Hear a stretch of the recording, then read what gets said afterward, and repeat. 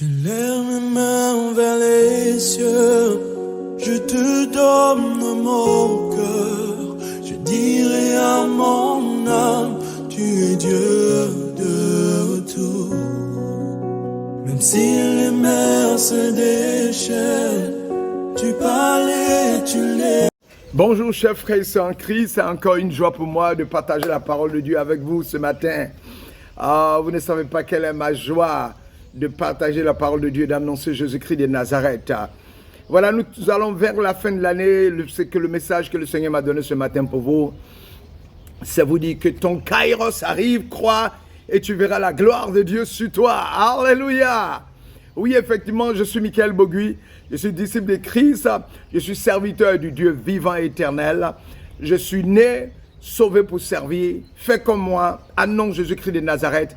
N'attends pas, dis non, c'est les pasteurs qui doivent le faire. Non, tu es sauvé pour servir. Voilà, nous allons prier le Seigneur, notre Père et notre Dieu. Nous bénissons ton nom, nous te remercions d'avoir remporté la victoire sur Satan à la croix à Golgotha, d'avoir triomphé de lui. Et les ordonnances qui nous condamnaient ont été brisées. Tu l'as dépouillé, tu l'as neutralisé, tu l'as exposé et tu as triomphé de lui par la croix. Seigneur, nous te remercions parce que tu es venu ôter le péché adamique sur nous. Que le nom de l'Éternel soit loué, élevé, magnifié, que toute la gloire te revienne dans le nom puissant de Jésus. Alléluia. Amen. Voilà, Michael Bogui, disciple de Christ, serviteur du Dieu vivant. Voilà. En ce jour, je viens pour te dire que ton Kairos est arrivé. Crois et tu verras la gloire de Dieu. Nous allons ouvrir la parole de Dieu. Elle dit dans Luc chapitre 1, verset 5 à 37. Luc chapitre 1, verset 5 à 37. Je lis. Il y avait au temps d'Hérode, le grand roi de Judée, un prêtre du groupe d'Abias, nommé Zacharie. Sa femme aussi était descendante d'Aaron. Elle s'appelait Élisabeth. Et le verset dit, elle était l'un et l'autre des justes devant Dieu. Ils étaient l'un et l'autre des justes devant Dieu. Ils suivaient tous les commandements et les préceptes du Seigneur de façon irréprochable. Je précise bien. Ils suivaient les commandements et les préceptes du Seigneur de façon irréprochable. Je veux que tu te rappelles de ça. Ils n'avaient pas d'enfant quand Élisabeth était stérile. Et de plus, ils étaient l'un et l'autre avancés en âge. Or, tandis que Zacharie, durant la période attribuée aux prêtres de son groupe, assurait le service du culte devant Dieu, il fut désigné par le sort suivant l'usage des prêtres pour aller offrir l'encens dans le sanctuaire du Seigneur. Et toute la multitude du peuple était en prière au dehors. À l'heure de l'offrande de l'encens, l'ange du Seigneur lui apparut, debout à droite de l'autel de l'encens. À sa vue, Zacharie fut troublé. Il fut bouleversé et la crainte le saisit. L'ange lui dit, sois sans crainte Zacharie, car ta supplication a été exaucée. Ta femme Élisabeth mettra au monde pour toi un fils et tu lui donneras le nom de Jean. Tu seras dans la joie et l'allégresse, beaucoup se réjouiront de sa naissance, car il sera grand devant le Seigneur. Il ne boira pas de vin ni de boisson forte. Il sera rempli d'Esprit Saint dès le ventre de sa mère. Il fera revenir de nombreux fils d'Israël au Seigneur leur Dieu. Il marchera devant eux en présence du Seigneur, avec l'esprit et la puissance du prophète Élie, pour faire revenir le cœur des pères vers leurs enfants, pour ramener les rebelles à la sagesse des justes et préparer au Seigneur un peuple bien disposé. Alors Zacharie dit à l'ange, comment vais-je savoir que cela arrivera? Moi en effet, je suis un vieillard, ma femme est avancée en âge. L'ange lui répondit, je suis Gabriel, je me tiens en présence de Dieu. J'ai été envoyé en présence de Dieu. J'ai été envoyé pour te parler, pour t'annoncer cette bonne nouvelle. Mais voici que tu seras réduit au silence jusqu'au jour où cela arrivera. Tu ne pourras plus parler parce que tu n'as pas cru à mes paroles. Celles-ci s'accompliront en leur temps. Le peuple attendait Zacharie et se tenait qui s'attarda dans le sanctuaire. Quand il sortit, il ne pouvait plus parler. Il comprit que dans le sanctuaire, il avait eu une vision. Il leur faisait des signes et restait muet. Lorsqu'il eut achevé son temps de service liturgique, il repartit chez lui. Quelque temps plus tard, sa femme Élisabeth avait conçu un enfant. Pendant 5 mois, elle garda le secret. Elle se disait, voilà ce que le Seigneur a fait pour moi en ce jour. Il a posé son regard pour effacer ce qui était marrant devant les hommes. Le 6e mois, l'ange Gabriel fut envoyé par Dieu dans une ville de Galilée appelée Nazareth, à une jeune fille vierge accordée en mariage à un homme de la maison de David, appelé Joseph. Le nom de la jeune fille était Marie. L'ange entra chez elle et dit, je te salue comblée de grâce, le Seigneur est avec toi.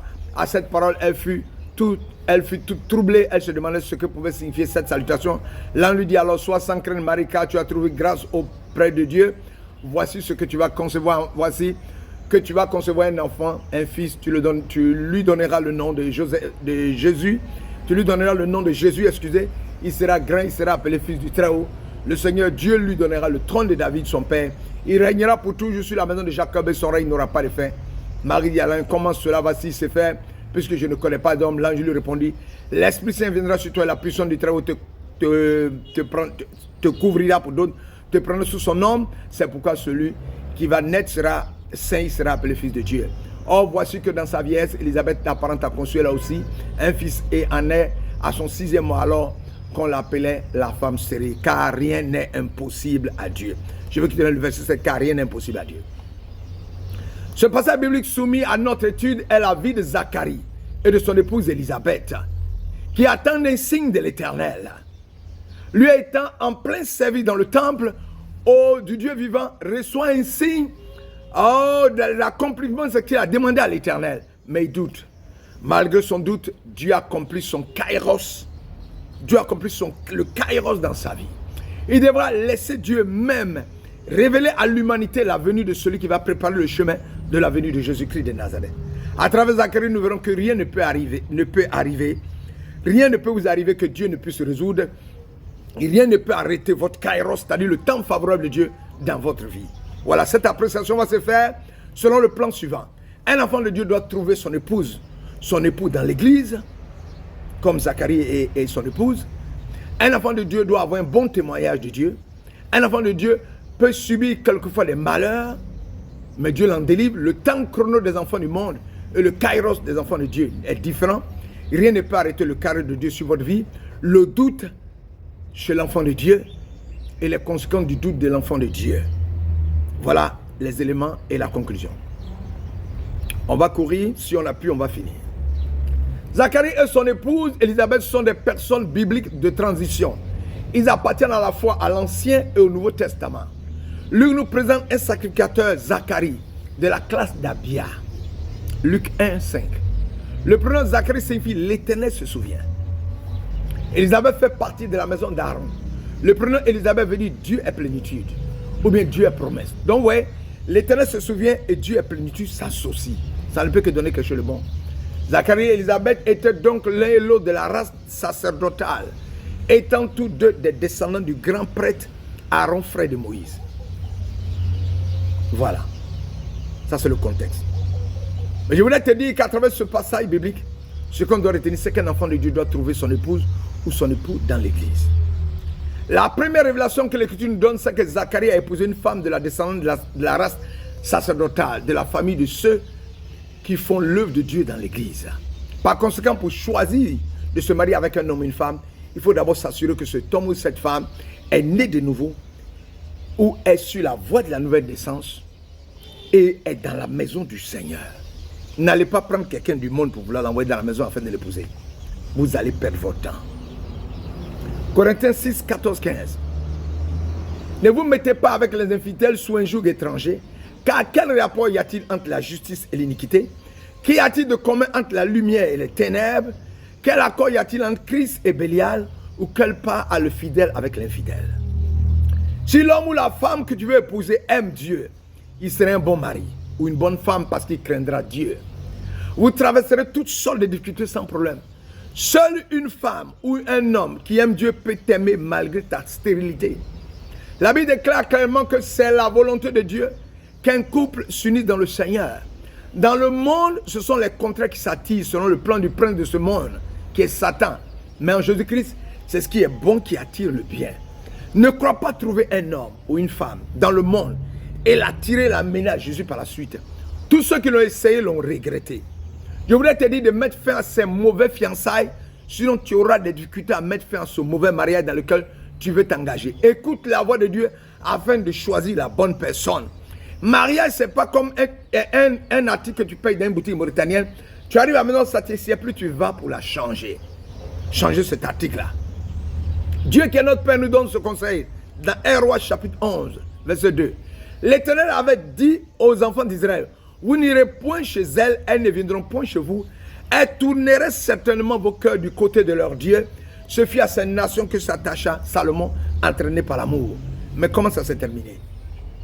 Non à un infidèle au Dieu vivant. Répète à moi, non à un infidèle au Dieu vivant. Alléluia.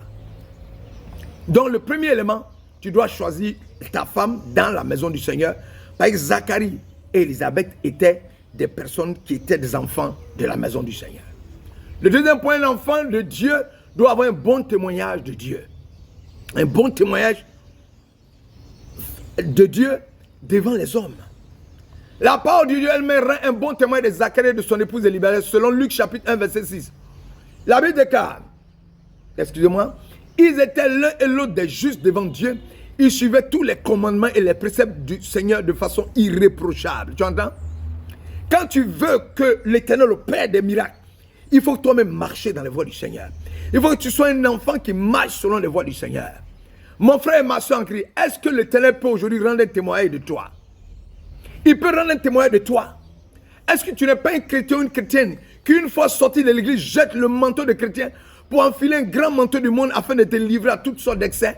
Alcool, impudicité, mensonge, compromission, vol, détournement, orgueil.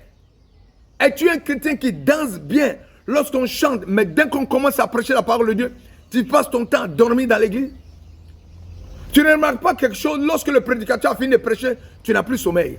Quand il commence à prêcher, tu as sommeil. Nous voyons que Zacharie et sa femme, Élisabeth, malgré leur incapacité à avoir des enfants, n'avaient pas rejeté Dieu. Mon frère et ma soeur, prends l'engagement d'abandonner tous ces péchés et réconcilie-toi avec Jésus.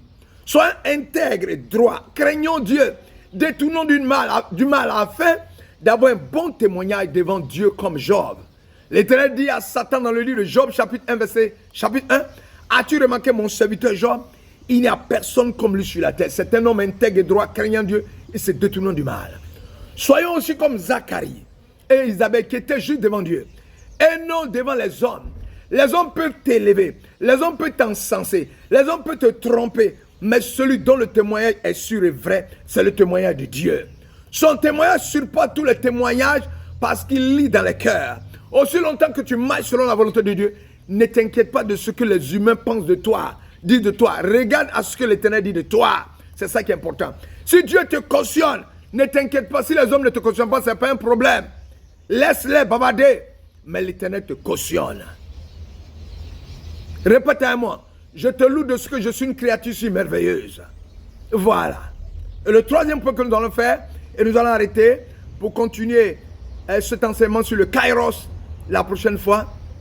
Un enfant de Dieu peut subir quelquefois des malheurs. On n'a pas dit parce que tu es un enfant de Dieu, tu ne subiras jamais de malheur. Non. Ce matin, mon frère, ma soeur, veux-tu jeter l'éponge et abandonner la main de l'Éternel pour repartir dans le monde parce que c'est trop dur, parce que tu as demandé un enfant à l'Éternel, il ne t'a pas donné, parce que tu as demandé quelque chose à l'Éternel et tu n'as pas été exaucé? Mon frère, ma soeur, veux-tu reculer devant cette montagne qui se dresse devant toi? As-tu déjà vu un guerrier qui est un guerrier plein sans avoir combattu? As-tu déjà vu un soldat qui n'a pas combattu? Malgré le beau témoignage de Zacharie et Élisabeth, ils avaient deux montagnes devant leur vie. Deux montagnes qui les empêchaient de s'épanouir en tant qu'enfants de Dieu. La Bible déclare dans Luc chapitre 1 verset 7 que la première montagne était suivante. Oh, ils n'avaient pas d'enfants parce qu'Élisabeth était stérile. Donc, première montagne, la stérilité. La deuxième montagne était celle-ci. Ils étaient tous deux fort avancés en âge. Deuxième montagne, ils étaient avancés en âge, ils ne pouvaient plus avoir d'enfants. Ne soyez pas de ceux qui croient qu'un enfant de Dieu ne doit jamais traverser des moments difficiles. La Bible ne dit-elle pas dans le livre, dans le psaume 34, verset 19, le malheur atteint le juste, car ça va. Mais le Dieu l'en délivre toujours. Oh, j'aime cette phrase-là. Être privé d'enfant était considéré par les Juifs comme un malheur et un opprobre. Luc chapitre 1, verset 25. C'est la grâce que le Seigneur m'a faite quand il a jeté les yeux sur moi pour ôter mon opprobre parmi les hommes. Et Genèse 30, 23, elle, Rachel, la femme de Jacob, devint enceinte et enfantait un fils. Elle dit, Dieu a enlevé mon opprobre. Aujourd'hui, dans notre monde, si tu ne fais pas d'enfant, tu es foutu avec ta belle famille. Quelquefois, ta belle-mère ou ta grand-mère ou la grand-mère de ton mari va finir par te dire qu'il lui faut des petits-enfants qu'elle va chuchoter. Tu vas traverser une situation difficile là. Oui, comme actuellement tu traverses une situation difficile là. Mais je te dis de faire confiance en Dieu. Il va décanter ta situation. Il ne tardera pas parce que ton Rédempteur Jésus-Christ de Nazareth se lèvera de son trône pour voler à ton secours parce qu'il est vivant. Je voulais te dire que même si tu attends quelque chose, depuis longtemps et qui ne vient pas, ne désespère pas. Demeure dans la prière, crois en Dieu et il va le faire. Dieu peut intervenir pour honorer ta fidélité et la confiance que tu as mis en lui. La Bible déclare dans Romains chapitre 4, verset 17, que Dieu appelle à l'existence ce qui n'existe pas. Une grossesse, c'est-à-dire même on peut t'avoir enlevé l'utérus. Dieu appellera à l'existence cet utérus. Même on peut dire que tu as une oligospermie. Dieu va créer des spermatozoïdes. Proclame avec foi ce que tu veux arriver dans ta vie. Attends-là, et Dieu agira certainement. Tu vas répéter à moi, Seigneur Jésus, mon kairos aujourd'hui je l'attends. Alléluia, amen. Zacharie faisait l'œuvre du Seigneur dans le temple, quand le sol l'avait désigné pour entrer dans le sanctuaire du Seigneur et offrir l'encens. Oui, pendant que Zacharie fait l'œuvre dans ce lieu solennel, il s'aperçoit soudain qu'il n'est plus seul. Un ange se tient à côté du droit de l'autel. Le sacrificateur troublé, saisi de crainte, mais aussitôt l'ange cherche à le rassurer. Ne crains pas Zacharie, parce que tes supplications ont été exaucées. Et ta femme Élisabeth enfantera un fils, tu l'appelleras du nom de Jean. Luc 1,13. Un fils va être donc donné à Zacharie et Élisabeth, qui est Jean le Baptiste. Brusquement dans les montagnes, qui se dressait devant Zacharie, sa femme tombe et se croule, puisque ces montagnes tombent et se croulent. Oh, puisqu'Élisabeth, longtemps tenue pour stérile, va donner naissance à un fils conçu dans la vieillesse. Oh, il va tomber ces montagnes devant elle. Et les oppositions, les blocages, les plans de sorciers, d'esprits méchants qui visent à arrêter ton kairos, ton mariage. Oh, le kairos de ton succès, le kairos de ton élévation, tombe dans le nom de Jésus-Christ de Nazareth ce matin. Voilà, je voudrais que vous soyez bénis et que la grâce de l'Éternel soit avec vous. Vous allez répéter ensemble. J'entre dans ma destinée prophétique. Ce matin, Satan, tu n'as plus de pouvoir sur ma vie. Jésus-Christ a tout payé. Mon kairos se manifeste ce matin au nom de Jésus-Christ de Nazareth. Soyez bénis, que l'Éternel et sa grâce soit sur vous. Nous continuons sur le kairos demain matin dans le nom puissant de Jésus. Oh, je vous aime de l'Éternel, je vous aime. Oh, Jésus vous aime. Soyez bénis, Père éternel, étends tes mains afin que ce frère et cette soeur qui traversent des moments difficiles, éternel mon Dieu, reçoivent ce message et continue de prendre courage car l'Éternel va se manifester cette année. Alors, il va se manifester certainement dans sa vie. Je libère la parole de Dieu et la puissance du Saint-Esprit sur lui. Alors, il descend dans ses entrailles pour canader, briser, détruire les kystes, les cancers, les transaminases, les insuffisances rénales, toutes sortes de maladies, l'hypertension, toutes sortes de maladies, éternel mon Dieu, le diabète. Tu détruis cela et tu libères mon frère. Ce qu'il attend, tu le bénis en promotion et ta grâce l'accompagne. Tu détruis la stérilité, tu lui donnes des enfants. Tu lui donnes une promotion, ta grâce l'accompagne. Bénis, éternel, ce frère et cette soeur qui m'écoute dans le nom puissant de Jésus. Reçois ton miracle au nom de Jésus. Alléluia. Amen. Voilà. Soyez bénis. On garde le contact. À très bientôt. À demain matin dans le nom puissant de Jésus. Jésus vous aime et moi je vous aime. Oh, à très bientôt. Ciao.